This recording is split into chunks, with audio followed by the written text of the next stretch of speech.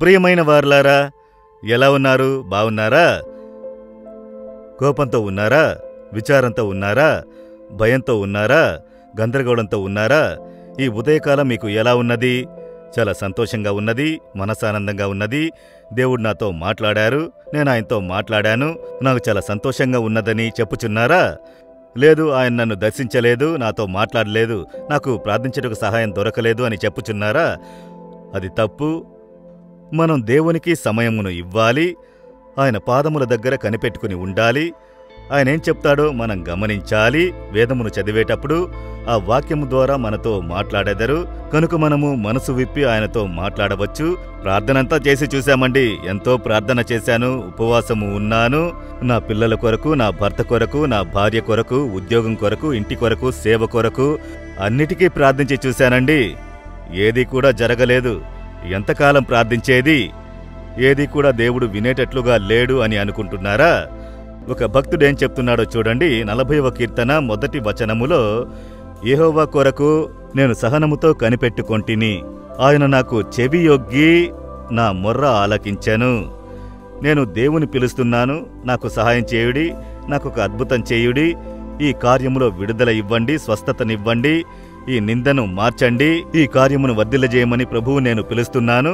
జవాబు ఇవ్వనట్లుగా ఉన్నది. అయితే నేను విడిచిపెట్టలేదు, కనిపెట్టుకుంటుని, ప్రభు కొరకు ఓపికతో కనిపెట్టుకుంటుని. ఆయన నా మొర్రను ఆలకించాను. అదే అనుభవము. ప్రారంభంలో ఆయనకు ఎలా ఉంటుంది కనిపెట్టుకుని ఉన్నప్పుడు? దావీదు చెప్తున్నాడు, కనిపెట్టుకుని ఉంటిని కదా, దేవుడు జవాబివ్వనంటున్నాడు. ప్రార్థించుచూ ఉన్నారు, జవాబు రాలేదు. ప్రార్థించుచూ ఉన్నారు, జవాబు రాలేదు. సరే, కనిపెట్టుకుని ఉందాం. కనిపెట్టుకుని 1 దినం, 2 దినాలు, 5 దినాలు, 10 దినాలు ప్రార్థిస్తున్నారు, జవాబు రాలేదు. అప్పుడు ఎలా ఉంటుంది? ఇప్పుడు మీరు ఉన్నట్టుగానే, ఏమిటి నేను పిలుస్తుంటే దేవుడు జవాబివ్వనంటున్నారు? ఎంతకాలం ప్రార్థించేది? ఎంతకాలం పిలిచేది? ఈ కార్యంలో దేవుడు ఏమి చెయ్యనంటున్నారు? ఎంతకాలం ఇలా ఉండడము? కనుక ఆయనకు నా మీద ప్రేమ లేదు, ఆయన నన్ను గమనించటం లేదు. అందరికీ అద్భుతం చేస్తున్నారు, నాకు చెయ్యనంటున్నారని అనుకోకూడదు. అయితే జవాబొచ్చిన వెంటనే దాన్ని వ్రాయచున్నాడు. నేను ప్రభు కొరకు కనిపెట్టుకుంటుని, ఆయన నా మొర్రను ఆలకించాను, జవాబు ఇచ్చారు. ఆ వెయిట్ చేసే సమయం ఉంది కదా, కనిపెట్టుకుని ఉండడం, అది చాలా కఠినమైనది. అందులో మీకు విశ్వాసం తెలియను. ఓపికతో మీరు కనిపెట్టుకుని ఉన్నప్పుడు మీరు ఆయన మీద ఉంచిన ప్రేమ ఎలాంటిది, విశ్వాసము ఎలాంటిది అని తెలియను. కనుక మీరు కనిపెట్టుకుని ఉండాలి. అబ్రహామును చూడండి, ప్రారంభంలో ఆయన కనిపెట్టుకుని ఉండలేకపోయాడు. దేవుడు వాక్కునిచ్చాడు, నీ సంతతిని విస్తరింపజేసేదనని. 1 సంవత్సరమైంది, 2 సంవత్సరాలయ్యాయి, 5 సంవత్సరాలైంది, రోజులు ముందుకు వెళుచున్నవి. ఒకరోజు దేవుడొచ్చి అతనితో మాట్లాడారు. అవును, నాకేమిచ్చి ఏం లాభం, నేను పిల్లల్లేని వానిగా ఉన్నాను అని సోలిపోయారు. ఆయనే ప్రభువుని ప్రశ్నించుచున్నారు. దేవుడి తనతో మాట్లాడుతుంటే ఇతడు వేరొకటి మాట్లాడుచున్నాడు.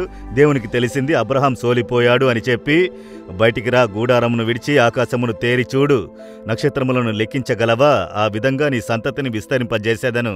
మళ్లీ అతన్ని దృఢపరిచి, బలపరిచి, విశ్వాసమును బలపరిచారు. అదే విధముగా ఈ దినం మీతో మాట్లాడుచున్నారు. ఎందుకు నీరసపడిపోయావు? ఓపికతో కనిపెట్టుకుని ఉండు, నా పని కొరకు కనిపెట్టుకుని ఉండు. నీ మొర్రను నేను ఆలకించి ఉన్నాను. ఎప్పుడు జవాబివ్వాలని నాకు తెలుసు. నీవు ఓపిగ్గా ఉండుము, అవసరపడకు. దాన్నే దేవుడు చెబుతున్నారు. అబ్రహాం ఓపికతో కనిపెట్టుకుని ఉండునట్లుగా చేశాడు. కనిపెట్టుకుని 25 సంవత్సరాల తర్వాత ఆశీర్వాదమును పొందుకున్నారు. ఎందుకన్ని రోజులు కనిపెట్టుకుని ఉండాలి? అది దేవునికైన రహస్యము. దేవుడు మనకు ఏ సమయములో ఏ ఆశీర్వాదము ఇవ్వాలి అని గుర్తించి ఉన్నారు. మనమడిగి ఓపికతో కనిపెట్టుకుని ఉండాలని విశ్వాసముతో స్తుతిస్తూ ఉండాలి.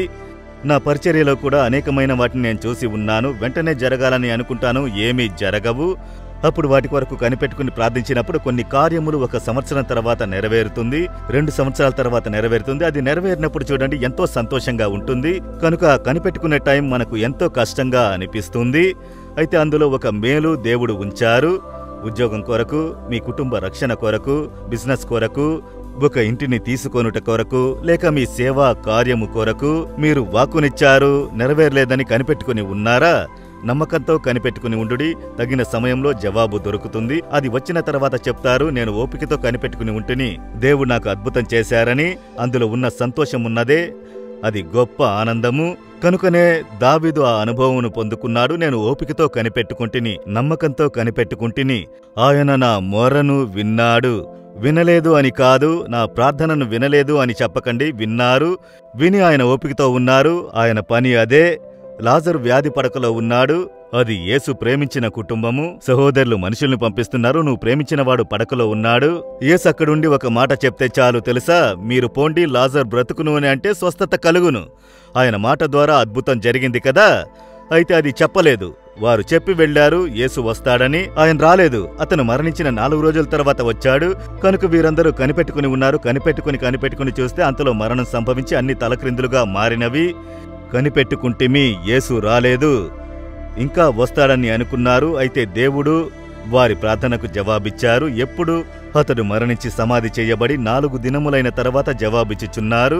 కనుక ఇప్పటి వరకు ఆ అద్భుతం ఒక గొప్ప అద్భుతంగా మాట్లాడుచున్నాం కదా. కనుక దేవుడప్పుడే తన మాటతో స్వస్థపరిచి ఉంటే అది గొప్ప అద్భుతంగా ఉండేది కాదు. మీకేదో గొప్ప కార్యం చేయబోతున్నారు. ప్రకృతికి వ్యతిరేకమైన కార్యం జరగనున్నది. ఓపికతో కనిపెట్టుకుని ఉన్నారు. కనుక మీరు కనిపెట్టుకుని పొందుకొనుడి.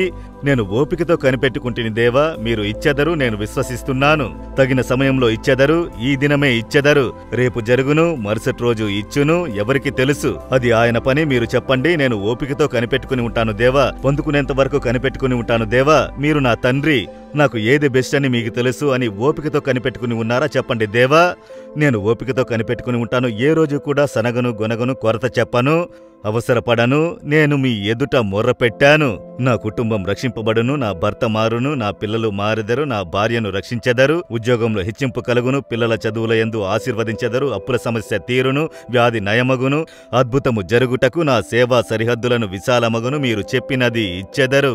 నేను ఓపికతో కనిపెట్టుకుని పొందుకుంటాను. యేసు నామములో amen, amen. Jesus redeems Telugu YouTube ఛానల్ను సబ్స్క్రైబ్ చేయండి. సబ్స్క్రైబ్ బటన్ను క్లిక్ చేయండి మరియు బెల్ బటన్ను నొక్కండి. ప్రతిరోజు కార్యక్రమ సమాచారం పొందండి.